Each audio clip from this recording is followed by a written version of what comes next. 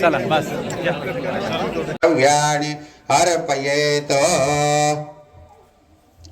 वरदमूर्ति महागणपतये नमो नमः। प्रार्थना नमः नमस्कारान् समर्पयामि। तिथे गुळ खोबरे ठेवले त्याचा नैवेद्यार्थतांशराः गुडोपहार नैवेद्यं नारिकेलवट्टिका सहितं निवेदयामि। अमृतोपस्तरणमसिः प्राणाय नमः पानाय नमः।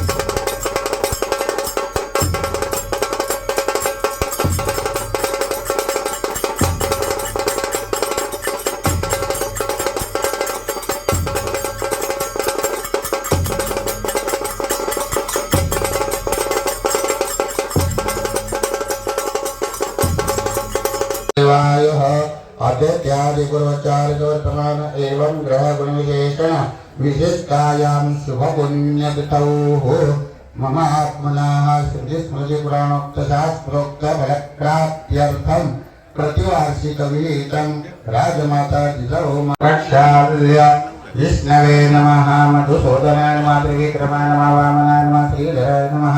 ऋषिकेशाय नमः। शंकरचरण नमः। नारसिंहाय नमः। अच्युताय नमः। जनार्दनाय नमः। उपेन्द्राय नमः। भो दीपकर ब्रह्मरूपस्थं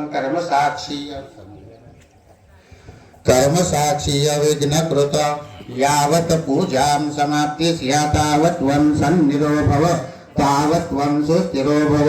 दीपस्थदेवताभ्यो नमो नमः। समस्तोपचारादे प्रार्थना नमः नमस्कारान् नारायणवर्ती अक्षता घडायच्या। तत्वायामे ब्रह्मणवन्दमानस्तदा शास्त्रीयजवानो हविर्भिः आयेण मनोर्णे होयति। चतुर्थकं पंचमं स्कंदमात्रेति षष्ठं कात्रायति सप्तमं कालरात्रि च महागौरीति षष्ठमं नवमं सिद्धिरात्रि च नवदुर्गा प्रकीर्तिताः।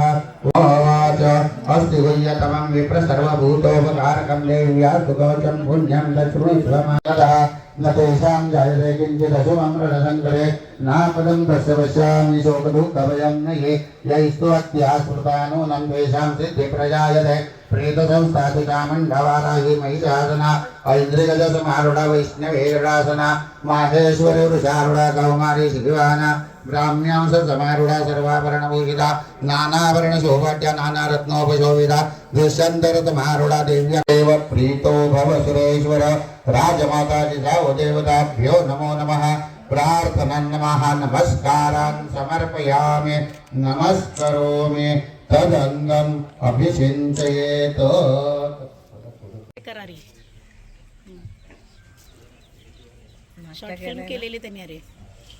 पहिलं तर आज सिंदखेड राजा बुलढाणा या ठिकाणी जिजाऊ माँसाहेबांचा जन्म झाला त्या ठिकाणी मोठा कार्यक्रम होत असतो। त्याच धर्तीवरती आम्हाला जेवढं शक्य आहे त्याप्रमाणे इथे पूर्वी पुण्यतिथीचा कार्यक्रम केला जायचा। आता आम्ही त्याचा जयंतीचाही कार्यक्रम सुरू केलेला आहे आणि त्या अनुषंगाने आज बऱ्यापैकी लोक जमा झालेले आहेत। मला समाधान वाटलं आहे की एवढी लोक शक्यतो कधी येत नसतात, परंतु हळूहळू लोकांप्रती जी काय आवड निर्माण होऊ लागलेली आहे या शिवशाहीबद्दल आणि म्हणून करता आज आम्ही जे काय शिवभक्त इथं आलेलो आहोत जिजाऊ माँसाहेबांच्या समाधीच्या इथे सगळ्यांनी दर्शन घेतलेलं आहे। जे आता आपण प्रश्न विचारलेला आहे जिजाऊ माँसाहेबांच्या वाड्याच्या संदर्भात पुरातत्व विभागाच्या माध्यमातून आम्ही सगळं हे त्यांच्या आधिपत्याखाली आपण आहोत आणि त्याप्रमाणेच आपल्याला काम करावं लागतं आहे। आम्ही जशी रायगड प्राधिकरणातून रायगड किल्ल्याची डागडुजी आणि सर्व चांगलं काम करावं ह्या हेतूने काम करतो आहे, त्याच धर्तीवरती जिजाऊ माँसाहेबांचा जो वाडा होता तो जुन्या पद्धतीने कसा सजवता येईल हा आम्ही विचाराधीन आहोत। त्याच्याच बाजूला तिकडे शिवसृष्टीची आमची संकल्पना आहे, त्याला पैसे मंजूर केलेले आहेत, त्याला आणखीन पैसे घेऊन त्या कामाला आम्ही सुरुवात करतो आहे। परंतु वाड्याची डागडुजी आणि त्याला पूर्वपण येण्यासाठी जो काय प्रयत्न होईल तो आम्ही करू। साधारणतः या कालावधीत किती कालावधी आज जिजाऊ जयंतीचा महोत्सव देशभरामध्ये साजरा होतोय. पाचाड या पुण्यभूमीत देखील आपण वंदन केलं जिजाऊ साहेबांना. काय सांगाल आज?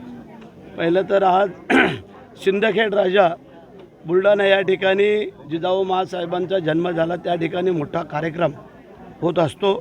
त्याच धर्तीवरती आम्हाला जेवढं शक्य आहे त्याप्रमाणे इथे पूर्वी पुण्यतिथीचा कार्यक्रम केला जायचा, आता आम्ही त्याचा जयंतीचाही कार्यक्रम सुरू केलेला आहे. आणि त्या अनुषंगाने आज बऱ्यापैकी लोक जमा झालेले आहेत. मला समाधान वाटलं आहे की एवढी लोक शक्यतो कधी येत नसतात, परंतु हळूहळू लोकांप्रती जी काय आवड निर्माण होऊ लागलेली आहे या शिवशाहीबद्दल, आणि म्हणून करता आज आम्ही जे काय शिवभक्त इथं आलेलो आहोत, जिजाऊ महासाहेबांच्या समाधीच्या इथे सगळ्यांनी दर्शन घेतलेलं आहे. जे आता आपण प्रश्न विचारलेला आहे जिजाऊ महासाहेबांच्या वाड्याच्या संदर्भात, पुरातत्व विभागाच्या माध्यमातून आम्ही सगळं हे त्यांच्या आधिपत्याखाली आपण आहोत आणि त्याप्रमाणेच आपल्याला काम करावं लागतं आहे. आम्ही जशी रायगड प्राधिकरणातून रायगड किल्ल्याची डागडुजी आणि सर्व चांगलं काम करावं ह्या हेतूने काम करतो आहे, त्याच धर्तीवरती जिजाऊ महासाहेबांचा जो वाडा होता तो जुन्या पद्धतीने कसा सजवता येईल हा आम्ही विचाराधीन आहोत. त्याच्याच बाजूला तिकडं शिवसृष्टीची आमची संकल्पना आहे, त्याला पैसे मंजूर केलेले आहेत, त्याला आणखीन पैसे घेऊन त्या कामाला आम्ही सुरुवात करतो आहे. परंतु वाड्याची डागडुजी आणि त्याला पूर्वपणे येण्यासाठी जो काय प्रयत्न होईल तो आम्ही करू. साधारणतः या कालावधीत किती कालावधी जाणार आहे? कारण अजूनही रायगड प्राधिकरणाचं काम पूर्ण झालं, वाडाही तसाच प्रलंबित आहे, तर काय कालावधी अपेक्षित आहे? आपला प्रश्न अत्यंत योग्य आहे.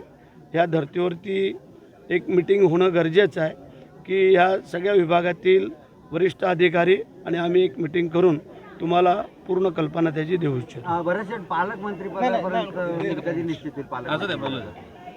आणि तुमचं पालकमंत्री पद आता ज्या पवित्र ठिकाणी आपण सगळे जमा झालेलो आहोत ते योग्य निर्णय होईल असं आम्हाला दिसतं आहे. कारण समोर शिवाजी महाराजांची समाधी आहे, पाठीमागे जिजाऊ महासाहेबांची समाधी आहे आणि मध्ये आपण आहोत, त्यामुळे रायगडला न्याय आणि हा दिला जाईल असं आम्हाला वाटतं आहे. शेटाचा राजकीय प्रश्न निघाला म्हणून सांगतो विचारतो की पालकमंत्रीपद म्हणजे मंत्रिमंडळ झालं, मंत्रिमंडळाचा विस्तार झाला, मंत्रिमंडळाची पदं वाटप झाले, मात्र पालकमंत्री पदाचं अजूनही वाटप होत नाही. नक्की घोडा अडलाय कुठे?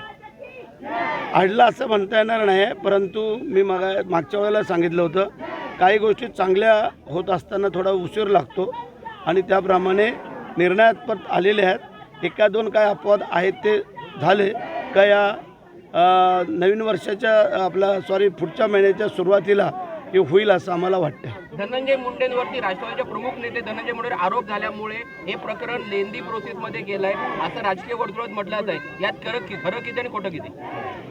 आता पोलीस, CID, SIT हे त्यांच्या चौकशा चालू आहेत.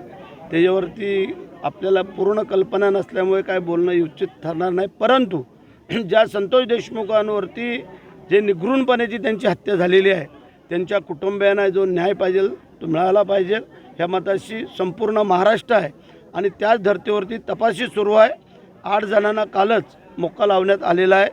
अजून काही त्याच्यामधले जे काही प्यादे आहेत त्याचा शोध चालू आहे आणि संतोष देशमुखांच्या कुटुंबियांना निश्चित न्याय दिला जाईल. सर, आपण धनंजय देशमुख यांच्यावर आरोप होतोय आणि त्यानंतर मंत्रिपद देखील धोक्यात आलेलं आहे, त्याच्यामुळे कुठेतरी पालकमंत्री पदाचं वाटप थांबलेलं असं म्हणतंय का धनंजय? असं नाही वाटत की एखाद्या जिल्ह्याचा जर अपवाद सोडला तर बाकी काय कुठे काय अशा अडचणीचा भाग नाही आहे, त्याच्यामुळे ते कारण होऊ शकत नाही आहे.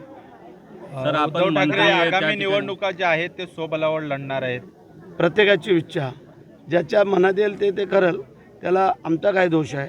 आम्ही महायुतीतनं लढायचं ठरवलेलं आहे. सर, आपण सरकारमधील मंत्री आहात आणि ज्या पद्धतीनं लाडकी बहीण योजनेचे 2100 रुपये देतील असं सांगितलं होतं, मात्र आता त्यावर अनेक कडक असे निर्बंध लादलेले आहेत. काय सांगाल? 2100 रुपये महिला भगिनींना 1500 मिळतील. आले आता मागच्या महिन्यात 1500 झाले. अजून आम्हाला कॅबिनेटमध्ये तो विषय पारित करायचा आहे, तो तसा झालेला नाही आहे आणि त्यासाठी की त्या विचाराधीन आहोत आम्ही. जे 1500 रुपये आहेत ते तर पहिले बंद होणार नाहीत याची आम्ही दक्षता घेतो आहे आणि 2100 रुपये देत असताना योग्य लोकांना कारण काय झालं त्यावेळेला थोडं घाईगडबड झाली की 4 व्हीलरवाल्यांना 2 व्हीलरवाल्यांना आणि नको त्यांना, कारण आपण पाहिलं अकोला का कुठून तरी त्या एका महिलेने बिचाऱ्याने पैसे परत पण केले. म्हणजे अशा काय त्रुटी राहू नये, होऊ नये चुका, म्हणून करता थोडासा वेळ लागला. आज जिजाऊ जयंती आहे. महाराष्ट्रात जर का विचार केला तर महिला अत्याचाराचं प्रमाण वाढलेलं आहे.